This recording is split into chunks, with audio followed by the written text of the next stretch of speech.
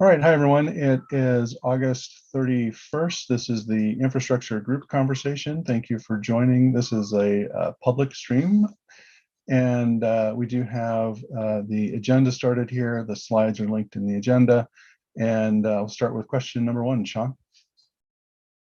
Yeah, thanks, Steve. So in the slides, we mentioned that saturation is the most common root cause for our severity 1 and severity 2 incidents. And I was looking at some of the incidents related to the subtransactions issue, which you mentioned a few times, including in this month's incident list. And it seems like their root cause is saturation, on the database. So do we expect a significant reduction in the number of saturation incidents now that we've mostly addressed that issue? Well, I guess there's probably as with a few of these things, there's maybe a few different answers. So I'd say that like at a high level, given that a number of the saturation incidents that we've seen just recently have been directly tied to this issue, the fact that the teams have done so much to basically remove all this sub-transaction work out of occurring in the database. The answer would be, yes, we should expect to see fewer of those. The exit criteria for that out of that project is to make sure that we have the right instrumentation and observability in place, so that if these start to happen again, either through regressions or from new work going forward, that we'll have the awareness of them to basically be able to react in the same way and get those out. So there were, and I guess to add to the answer, there were the 3 events that were basically identified and also communicated out to customers, and all the incident management happened around those. And so those were the recent ones. I will say that there are also other impacts in that course of time that we saw related to this problem that didn't quite raise all the way up to becoming incidents. But once this pattern was recognizable, it was easier to see kind of smaller impacts that we, basically had not been aware of in the past.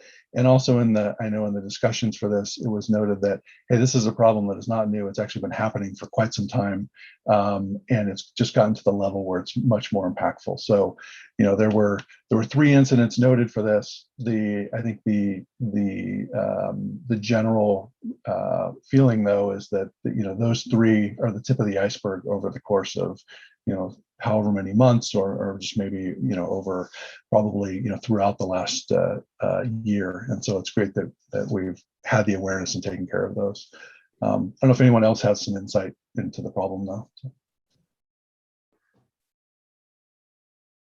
I don't have insight. One thing I was going to say was on some of those incident calls, it was like we thought it was probably something to do with the sub-transactions issue, but then it kind of resolved itself as well. And I think most of those incidents related to this did go away after time, which I think possibly made it harder to diagnose until we actually knew what the root cause was. Is that right? Like now we're in a better place to add that monitoring, like you said, to be able to identify it if it does happen again.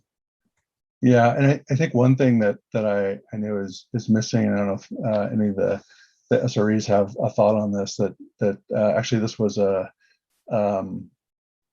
some ways a tricky and kind of frustrating thing, in that we gained awareness of it, we could recognize when it was happening, we could be alert to it happening, but there still wasn't a clear thing to do about it when it was happening, and it was just something that kind of would go away, or maybe some of the influence through activity that was happening at the time or whatever we can impact, but there was no direct mitigation to it other than to take care of the underlying problems. And that can be frustrating when you're in that position, of course. Right. And yeah, I don't know. I don't think I followed it closely enough, but my understanding now was that like the main thing to do when we get a new incident like this is figure out where the cause is in the application code base and stop that from using sub-transactions. So it's not an immediate fix anyway, right?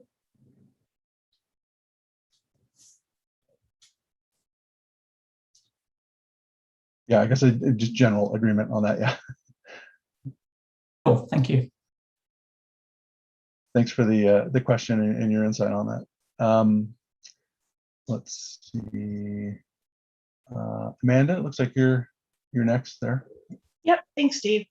So I know that Infra is working on very critical issues at the moment, and I understand that is the priority. But there are times where other teams, I'm specifically talking about product intelligence, can become blocked because we need Infra's help on kind of less critical for you, but kind of high priority for our roadmap type of work. And I'm wondering, is there anything we can do to move us forward? Maybe by doing part of the work and having review. I don't know if that's actually feasible without access, or could we request access to certain limited systems so that we could do some work on our own? Or are there any other recommendations you have that could help us unblock and move our work forward? Thanks for the question on that, and we certainly we do recognize that while not only infrastructure but kind of across engineering, while we're shifted so much to reliability, there can be other efforts that are getting that are certainly getting blocked that are important to the business overall. So I note that Jeff's noting he's not on the call, so I'll just read over. There is this business technology infrastructure team within IT that we've been working with, and actually, Dave might have some comments too, but some of the effort there, as far as like, you know, the straight request stuff, access requests, you know, things that are very much more transactional. We've been working with them to shift some of that work over to that team. So that's part of it, but I think is not the root of you know, some of the things that have probably been challenging in fulfillment. So that's one avenue where we're trying to kind of keep that transactional stuff move along. But then Igor, you've got some insight too. Yeah, so we've been working with several engineering teams on actually giving them more access and getting out of the critical path as much as possible. So if this could help you, then please talk to us. And I've put a few contacts in the notes as well for who you can talk to. Yeah, that's great, Igor. And that's where I kind of got the idea from, the fulfillment infra dev collaboration. So I'll speak with the engineering counterparts in product intelligence, see if it makes sense. And if it does, I'll ask them to reach out. Thank you. Yeah, definitely. And thanks for that. I know that there's I think there's ways that we can be kind of directly actionable on improving some of those things. I think I do recognize there's also some challenging areas kind of around like the level of access to, you know, chef changes and chef overall, where there's a bigger challenge there, where it's not that we can't solve that problem, but it's you know, it may not just be an access request type of solution. We actually, you know, need to move the you know, our mechanism forward that to be able to give you know, more specific access and control out, and still, you know, be aligned with all the needs we have for compliance and security as well. So but great, thank you for that.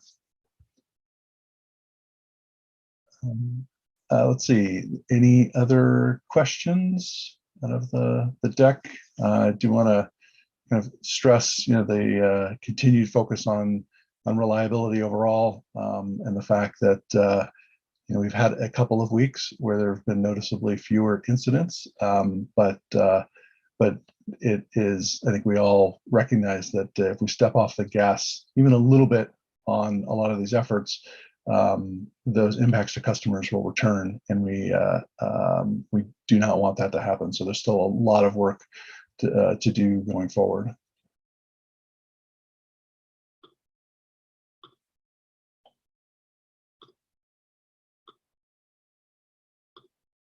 All right, well, we're at the end of the agenda. Thanks everyone for joining. Thanks for the great questions and the engagement, and I hope everyone has a great day.